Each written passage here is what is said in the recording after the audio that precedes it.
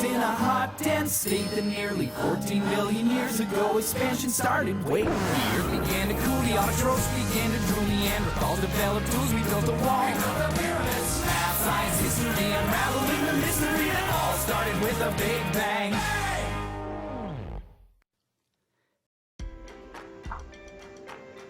Oh, poor patient. I wish a non-invasive method existed to detect cancer earlier. Hey, we just heard you. Have you heard about the conference Dr. House is giving about circulating DNA? No, I haven't, but it sounds interesting. Let's go.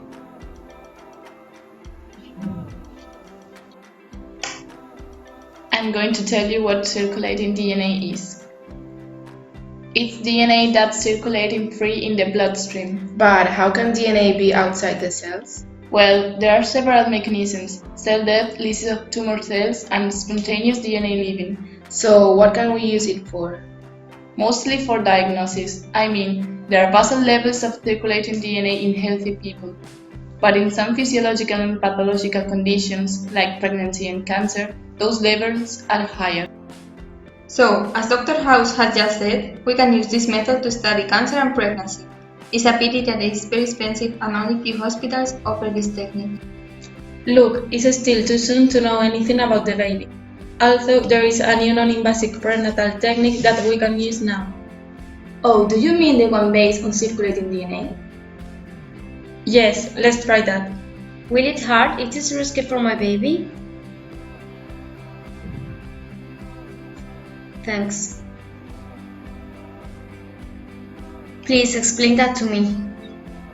Don't worry, it's not risky. We can use it to determine the sex of the baby, genetic alterations, and even some difficulty during pregnancy.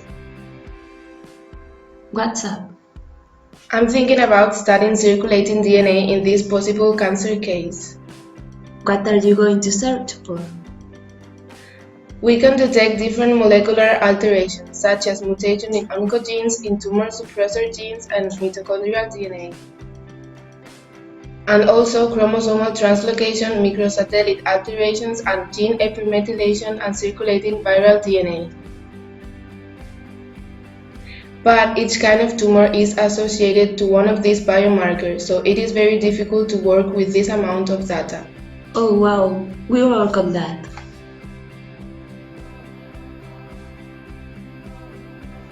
Hi mates, we have to discuss the recently instaurated techniques. Processing of circulating DNA is too expensive. And it requires new technologies that we can afford. It's true.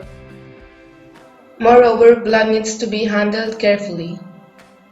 If not, we could lyse blood cells and alter the levels of circulating DNA.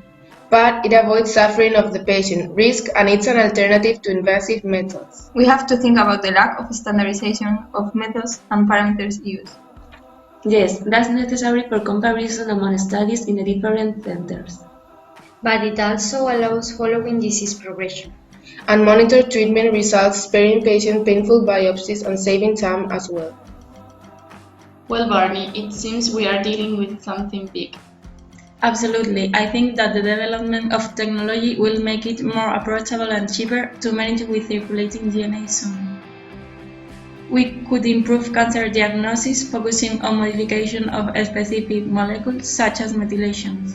We could apply more efficient treatment like target therapies with less secondary effects. Ted, my boy, it's gonna be legend! Wait for it.